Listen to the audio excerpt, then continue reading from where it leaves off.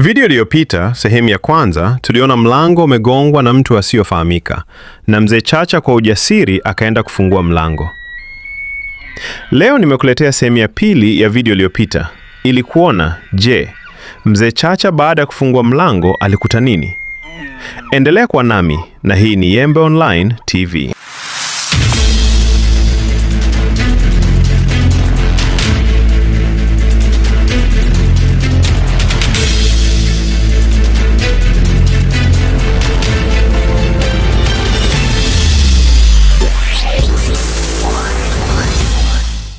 Mzee Chacha alishika kitasa cha mlango kwa mikono inayotetemeka. Alipofungua, taa yake ya kandili ilimulika sura ambayo hawezi kuisahau maisha yake yote. Alikuwa ni Matiko. Lakini hapo ndipo akili ya binadamu ilipogonga ukuta. Matiko alikuwa amezikwa siku 2 zilizopita, akiwa na umri wa miaka 4. Sasa alikuwa amesimama mbele yao, akiwa na kimo cha mtoto wa miaka 10. Nguo alizozikwa nazo zilikuwa zimempata na kuraruka kwa sababu ya kimo chake kuongezeka ghafla.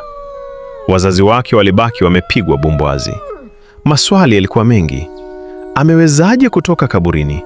Na kwa nini amekuwa mkubwa hivi ndani ya saa 48? Pamoja na hofu hiyo, upendo wa mzazi ulishinda. Walimkaribisha ndani, wakiamini labda ni muujiza wa Mungu. Asubuhi iliyofuata, habari zilienea kama moto wa nyika. Walimu shuleni na majirani walishangaa kumwona Matiko, ambaye walimfanyia mazishi juzi yake. Lakini hakuwa Matiko yule wa zamani. Alikuwa na uwezo wa kutoweka machoni pa watu na kutokea sehemu nyingine ghafla. Siku moja mzee Chacha alienda shambani porini, akawaacha mama na mtoto nyumbani. Mama Nyansaho, akijaribu kuishi kama zamani, alimwambia mwanawe, "Matiko, osha vyombo hivi tulivyonywea chai." Matiko alimtazama mama yake kwa macho yasiyokuwa na hisia. Alijibu kwa sauti ya kukwaruza, "Kwani wakati sipo, aliosha nani? Mimi sioshi." Mama yake kwa hasira ya mzazi alimchapa. Lakini mara baada ya fimbo ile kutua kwenye mwili wa Matiko, ulimwengu wa mama Nyansaho uligeuka kuwa jehanamu. Mbele ya macho yake Matiko alianza kutanuka. Ngozi yake ilibadilika, sura ikapoteza binadamu na kuwa kiumbe cha ajabu ambacho hakijawahi kuonekana duniani. Mama Nyansaho aliishiwa nguvu. Giza likamwingia machoni. Akaanguka chini akizimia. Alipozinduka alimkuta Matiko amekaa pembeni yake akiwa na sura ya kibinadamu, lakini sasa anaonekana kama kijana wa miaka 15. Alimuuliza kwa sauti ya dhihaka, "Kimekukuta nini mama?" Mama hakujibu. Alijua sasa kuwa huyu si mwanaye, bali ni kiumbe aliyetoa sura ya Matiko. Usiku ule, mzee Chacha alirudi kutoka shambani. Mama Nyansaho alikuwa akitetemeka, akitaka kumwambia mumewe ukweli wote.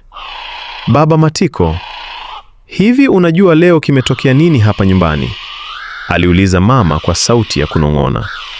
Mzee Chacha akajibu, "Nilitoka asubuhi, nitajuaje? Kwani nini kimetokea?" Wakati mama Nyansaho anafungua mdomo kusema, ghafla macho yake yaliganda ukutani. Hapo juu ya kuta za nyumba yao alimwona Matiko akiwa ameng'ang'ania kama mjusi, akimtazama kwa macho mekundu ya onyo, akimzuia asiseme neno.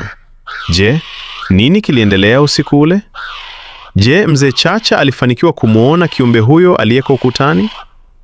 Tukutane sehemu ya 3 ya simulizi hii ya kusisimua.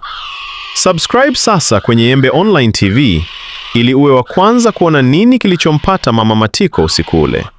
Usisahau kushare video hii kwa wengine.